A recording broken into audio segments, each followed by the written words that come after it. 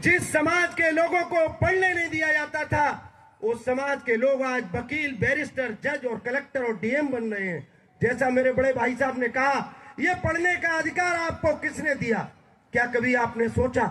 जिस समाज के लोगों को ढंग से नाम नहीं लिया जाता था, हमारे वकील साहब बैठे हुए हैं, आज उन लोगों को वकील साहब कहने का अधिकार किसने दिलाया? ये आपको सोचना होगा। जिस समाज के लोगों को पढ़ने का अधिकार नहीं था, प्रोफेसर साहब, उन लोगों को आज टीचर, अध्यापक और प्रोफेसर बना दिया। आज वो विद्यालय में जाकर अपना लेक्चर देता है और पढ़ाता है। ये पढ़ाने का अधिकार कहां से मिला? ये अधिकार परम पूज्य बोधिसत्व बाबा साहब डॉक्टर भीमराव अंबेडकर जी ने हमको दिया। क्या कभी आपने सोचा?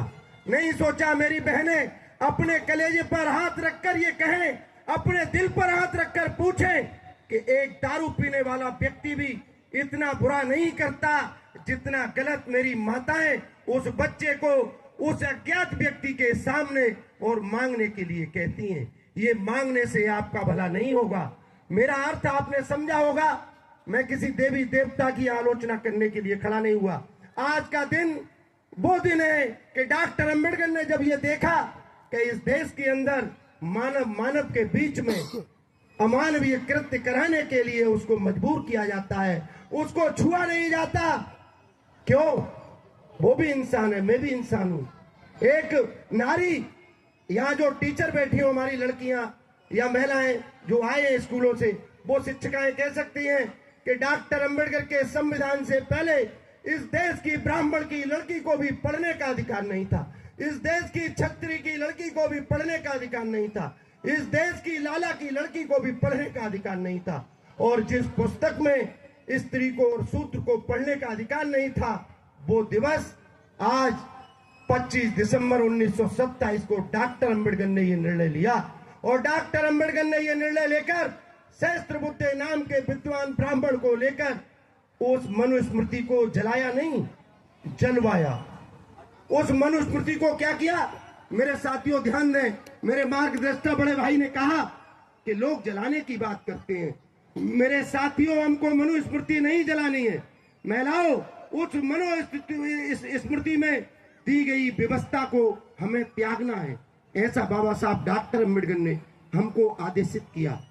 आप इसका चिंतन और मंथन करें। क्या हमने ऐसा किया? नहीं किया। प्रोफेसर साहब, जैसा हमारे बड़े भाई साहब ने कहा कि इस शहर के अंदर, इस जनपद के अंदर आईएएस, मैं भी इसी जनपद में पैदा हुआ, इस जनपद के लोग आईपीएस, आईएएस, आईआरएस, आईएएस बने, लेकिन उन्होंने अपनी जिम्मेदारी का निर्वहन नहीं किया। क्योंकि डॉक्टर अंबेडकर ने कहा था कि जब कुछ आप बन जाएं तो अपनी आय का 20वां हिस्सा 5% इस समाज के ऊपर खर्च करना। और डॉक्टर अंबेडकर ने 1953 में जब यूपीएससी में पहला बैच निकला और बलबीर सिंह सहारनपुर के आईएएस बने, मैं भी उनसे मिला और सहारनपुर के बलबीर सिंह ने 17 किताबें लिखी, श्रद्धे, और उन्होंने कहा कि मैं आईएएस बना, लेकिन वो मेरे जीविकोपार्जन तो बना, लेकिन मुझको सम्मान नहीं दिला सका। ये किसने कहा? ये बलबीर सिंह ने कहा। और जब बाबा साहब ने कहा था कि ये मेरी समाज के लोगों, रोजाना नहीं, हफ्ते में नहीं, 15 दिन में नहीं, तो महीने में एक बार जरूर समाज के बीच में जाना और समाज के लोगों से जाके कहना कि मैं भी तुम्हारी तरह दीनहीन और दुखी था, अपने बच्चों को पढ़ाइए, वो मेरी तरह वकील, बैरिस्टर, जज, कलेक्टर, एसपी और जो मंत्री, मुख्यमंत्री और राष्ट्रपति बन जाएंगे। ऐसा डॉक्टर अंबेडकर ने इस समाज को संदेश दिया। तो जब 53 में बलबीर सिंह जी बने तो उन्होंने कहा कि डॉक्टर अंबेडकर ने ये कहा है, तो वो उनसे मिलने के लिए बाबा साहब से गए। और जब भी सलीपुर रोड पर जाकर उन्होंने कहा कि बताइए डॉक्टर अंबेडकर, आपका क्या आदेश है, बलबीर सिंह जी ने ये खुद मुझसे भी कहा और उन्होंने लिखा कि मेरा ये मानना था कि डॉक्टर अंबेडकर आज इस बात की प्रतिज्ञा करते हैं कि हम अपने अंदर बैठे हुए ब्राह्मणवाद को चलाएंगे, तो ये हमारा बौद्ध महोत्सव मनाना कारगर है, वरना थोती बातों से कोई काम चलने वाला नहीं। मैं दावे से कहता हूं कि अगर ये महिलाएं अपने घर में ये कह दे कि हम दहेज नहीं लेंगे और ना दहेज देंगे, तो पुरुष की, उसके पति की कोई किसी भी प्रकार की औकात नहीं है कि वो दहेज मांग सके। लेकिन तमाम विद्वानों ने ये लिखा कि नारी ही नारी की दुश्मन है। आज मैं देखता हूं कि जो प्रोफेसर और वकील, बैरिस्टर, जज, कलेक्टर हो जाते हैं, उनको 40 साल की उम्र तक लड़कियां नहीं मिलती। श्रद्धे, 40 साल की उम्र तक लड़कियां नहीं मिलती। महिलाएं ध्यान दें। और जब वो महिलाएं जाती हैं तो अपने चेहरे को नहीं देखती, उधर कहती हैं इसकी आंख मोटी है, इसकी नाक मोटी है, इसके ओठ मोटे हैं, इसकी गर्दन छोटी है। अरे मेरे भाइयों, हमारे घर में भी वो बच्ची है, हमारे घर में भी वो बेटी है। भगवान बुद्ध ने ये नहीं कहा। जो राजा के एक बेटे थे, भगवान बुद्ध के सामने महिलाएं, ध्यान दें, आम्रपाली नाम की महिला उनके जीवन में 3 बार आई, और अंतिम बार जब वो आई तो वो भगवान बुद्ध को भोजन निमंत्रण देने के लिए जाती है। और जब वो पहुंच गई तो भगवान बुद्ध ने उसका भोजन स्वीकार किया। तो लोगों ने इधर से, जो राजा जा रहे थे भोजन देने के लिए, जब उनको पता चला कि कहां से आ रही हो, उसने कहा मैं भगवान बुद्ध को जो है निमंत्रण देकर आ रही हूं, कल वो मेरे यहाँ भोजन करेंगे।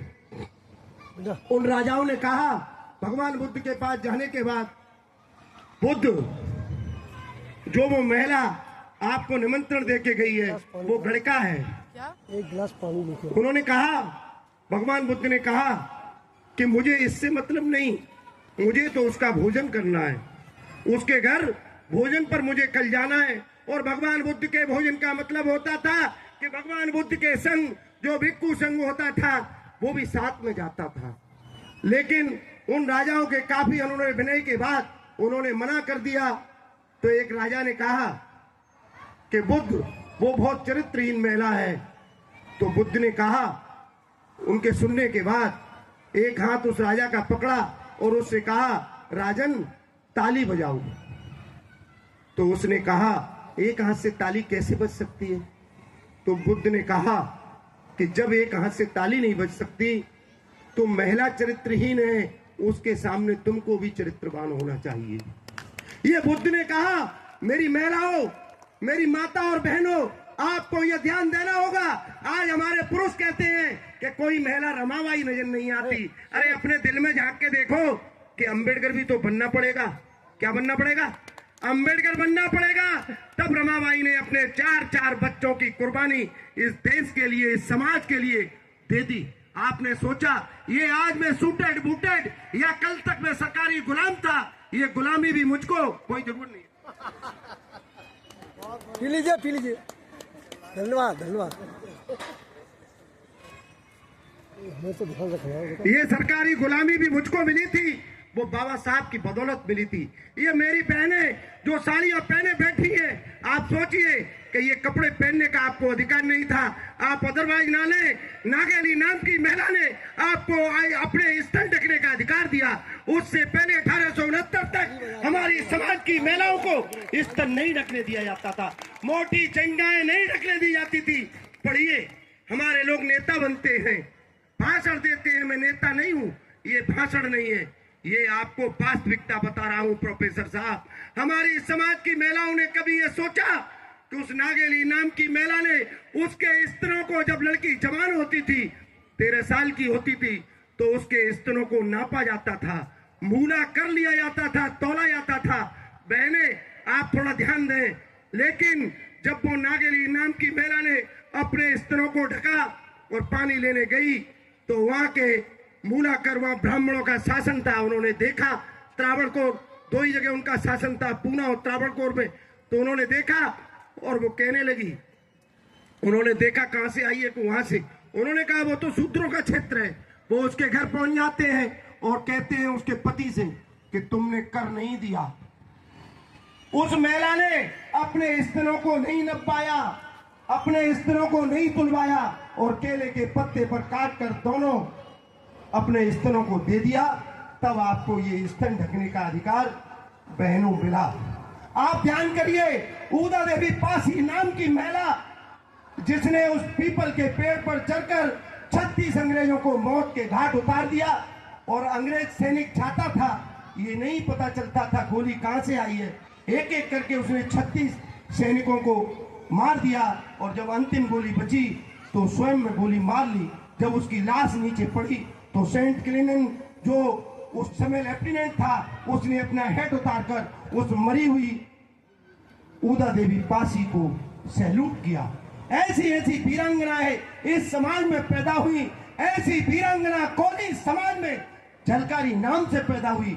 जब 10.5 साल की थी वो जंगल में लकड़ी लेने गई और लकड़ी लेने जाते समय वो झलकारी बाई ने एक देखा कि बाघ पीछे से आकर उस पर झपट्टा मारा और उस बाघ के झपट्टे को उसने बहते हुए खून को देखा और अपने कुड़ारे से उस पर पार कर दिया और उस बाघ को वहीं जो है खत्म कर दिया। ऐसी ऐसी वीरांगनाएं इस समाज में पैदा हुई। मेरे दोस्तों, मेरी बहनों, जो सावित्रीबाई माता थी, जो 3 जनवरी उनका जन्मदिन है, वो स्थान हम लोगों ने देखा है।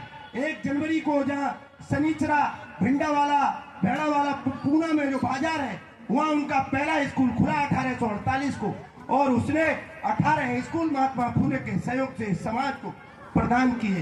पहली भारतीय शिक्षिका, उसका नाम नहीं लेते इस देश के लोग, हम नहीं, इस देश के लोग जिनका मैं आज नाम नहीं लूंगा,